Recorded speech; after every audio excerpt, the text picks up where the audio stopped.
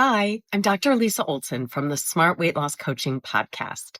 I've been working with Julia for almost 100 episodes now, and she has really helped me grow my podcast from basically just my parents, my husband and kids, and my sister as listeners to over 17,000 downloads.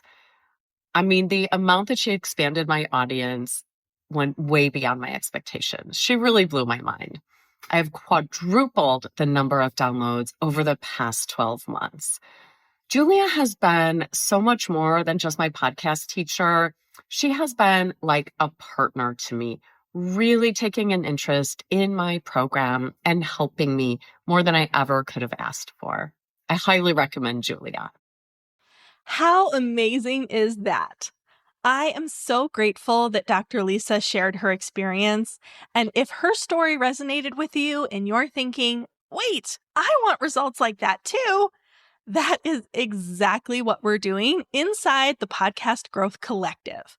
It's the place for online business owners who want to turn podcasting into a powerful growth tool without the burnout and without guessing what to fix. If you're ready to stop spinning your wheels and finally start seeing results from your podcast, I would love to support you. Head to thepodcastteacher.com/collective to learn more and to join us. And now let's jump into today's episode.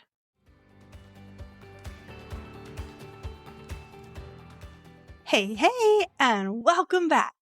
This is your podcast teacher, Julia Levine, and you're listening to Podcasting for Solopreneurs, the show that helps online business owners grow their podcast to get more listeners, leads, and sales. If you're listening to this show, Podcasting for Solopreneurs, I'm guessing that your current or future podcast is a tool for your online business. You want to grow your audience and get more visibility, build up the know, like, and trust factor with them, and then turn those listeners into leads and sales. But maybe your podcast is not operating like the well-oiled machine that you envisioned. Or maybe you started your podcast before you had a product or service to offer. Smart move, by the way, building an audience first. And now you're trying to figure out where your podcast fits into your funnel. Regardless of your specific situation, if you are like my Podcast Growth Collective members and you want more listeners, leads, and sales, I've got you covered. Today, you're going to learn where your podcast fits into your marketing plan, how to diagnose the problem if you're not seeing results, and which small but strategic shifts to make in order to see results. Let's start with a reframe, because a lot of business owners think that their podcast is just content, another thing to create, another item on the to-do list. But I want you to think about your podcast as one of the most powerful tools in your funnel. And before I go any further, let me just pause here and make sure we're all on the same page when it comes to what a funnel is. So a funnel is simply the term for the journey that someone takes from discovering you to trusting you to eventually buying from you. So if you picture a funnel, like one that you would use in your kitchen or to put oil in your car, I don't actually put oil in my car myself, but for some reason I have this vivid memory of my dad demonstrating the technique with this big red funnel. That's the image that pops into my head when I think of funnel. Okay, squirrel. Anyway, if you are picturing the funnel, of course, it is wider at the top and then it gets narrower as it goes down. And we can divide this into 3 sections. The top, where it's really wide, the middle, where it's a bit narrower, and then the bottom, which is really narrow. Now, not every person, every audience member is going to go through the entire funnel with you. Some of them are going to come into the funnel and then hop right back out.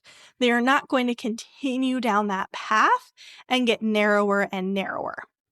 So, for example, if we have an audience of 100 podcast listeners at the top, we can think maybe 10 of them will continue on to the middle by opting into a freebie, connecting with you on social, etc. And finally, only one of those will make it to the bottom and turn into a sale. And so a lot of the marketing strategy is to fill up the top of your funnel, because the more people that are there up there at the starting point, the more people that are going to funnel down, they're going to come through the middle and end up in the bottom of the funnel and be a client or customer. And when we're here talking about podcasting, your podcast actually plays a role in all three stages of the funnel because it attracts new people, it helps you connect with them and establish the know, like, and trust factor, and finally, it helps you to close the sale. And with a podcast, your listeners are hearing your voice. They are getting to know how you think, how you teach, how you show up. You are in their ears while they walk the dog, they do the dishes, drive to work, etc. No other platform allows you to be their companion in this way or gives you that same level of intimacy. So while a single Instagram post might get a few seconds of someone's time, a podcast episode gives you 15, 20, 30 minutes of uninterrupted space to connect with that person and build trust. That moves them further down the funnel. And trust is the foundation of everything in business because people buy from people they know, like, and trust.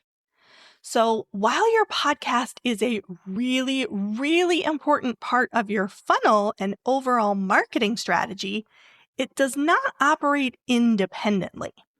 So if you are publishing episodes every week, but you are not seeing engagement, growth, or clients, it does not necessarily mean that your content is bad. It might just mean that there's a disconnect between your podcast and the rest of your business. So here's an example of what I mean. Let's say someone discovers your show. Maybe they find you through searching their podcast player, or maybe they come over after hearing you on a guest interview and they listen to an episode. They like what they hear, but then what? If there's no clear next step, if you don't tell them how to stay connected, how to go deeper, how to work with you, then they're likely going to just listen and leave. Not because they didn't enjoy it, not because they didn't find value, but because they don't know what to do next. And that's your job to make that clear. So you might invite them to grab your freebie to get on your email list, to schedule a consultation with you, to DM you on Instagram, to check out your offer or your sales page. Giving some kind of call to action can be intimidating, especially if you don't want to come across as salesy or pushy. I've been there. But if you are running a business, you need to invite people to take the next step. Otherwise, your podcast is just floating out there and it's not doing the thing that you created it to do, which is to bring leads to your business and to help convert sales. All right, so here are 3 warning signs to look for that indicate there's a disconnect between your podcast and your overall marketing strategy. Sign number 1 is that you're getting quote unquote good downloads. I say quote unquote, because of course that is subjective relative to each person. So you're getting good downloads, but no one is joining your email list. And so if this is a situation that you find yourself in, this usually means one of two things. A, your call to action is not clear or compelling enough. It's not creating enough desire. They don't want it. Or you are not consistently giving them a CTA. You're not telling them what the next step is consistently. And so when this comes up with folks inside the Podcast Growth Collective, I urge them to go back to their last 3 episodes and kind of do an audit. I ask them to check, did you mention your freebie, your lead magnet, your opt-in, whatever it is? Did you mention it? Was it positioned as something valuable? If the answer is no, there's the answer to your problem right there. If the answer is yes, then I go on to say, was it positioned as something valuable and relevant to the topic that you were talking about in those particular episodes?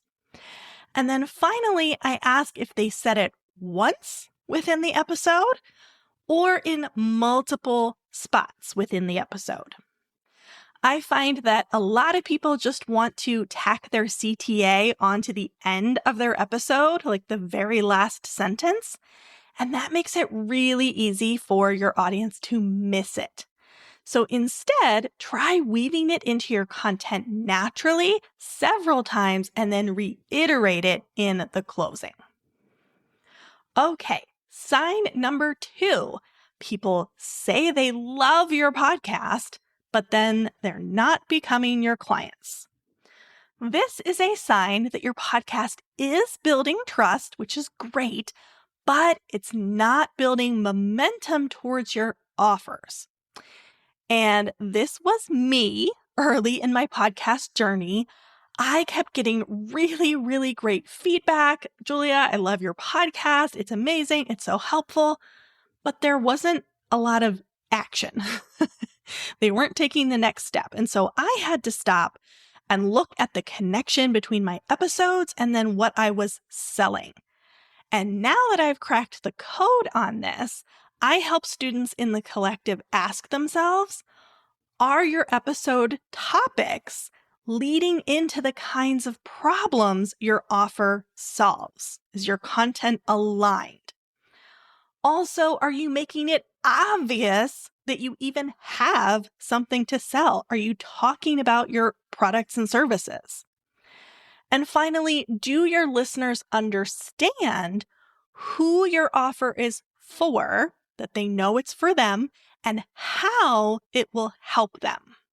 You don't need to be salesy or pushy when you're doing any of this, but you do need to be clear. And if there is a disconnect between what you talk about and what you sell, your audience may be enjoying your content without realizing that they're your ideal client, without realizing you can help them solve a different problem, etc. And finally, sign number 3.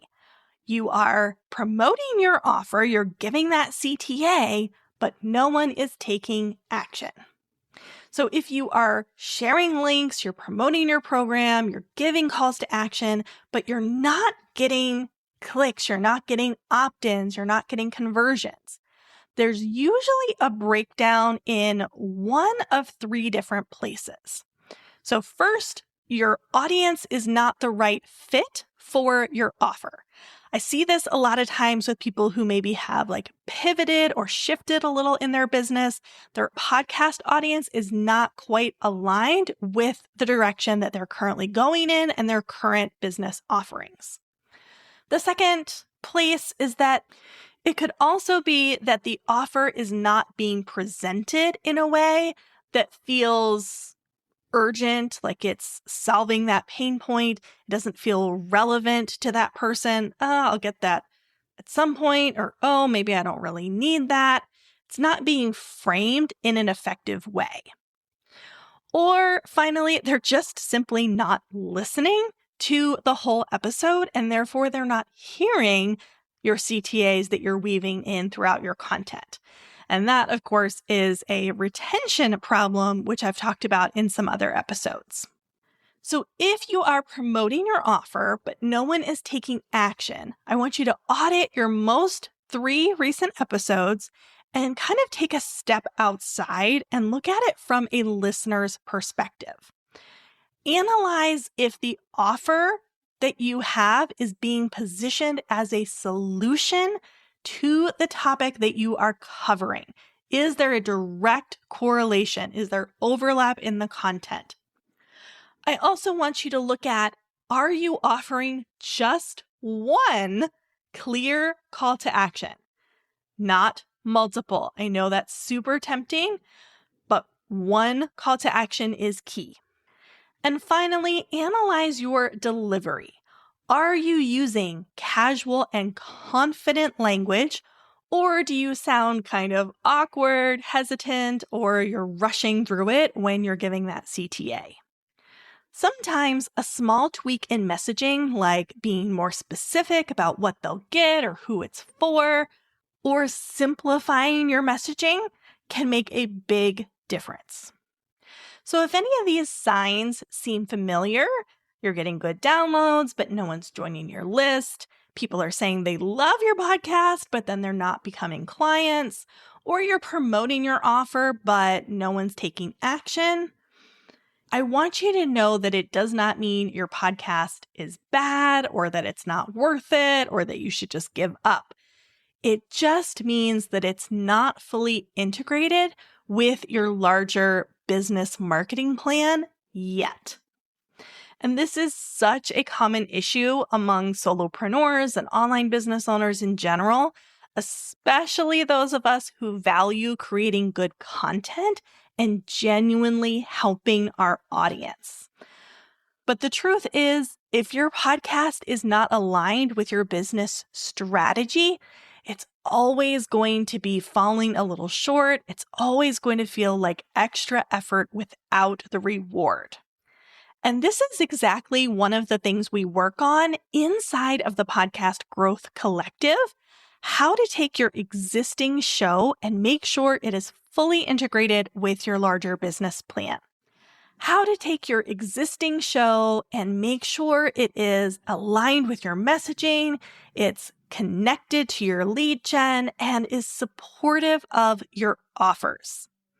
Because when those pieces work together, your podcast starts doing what you always wanted it to do.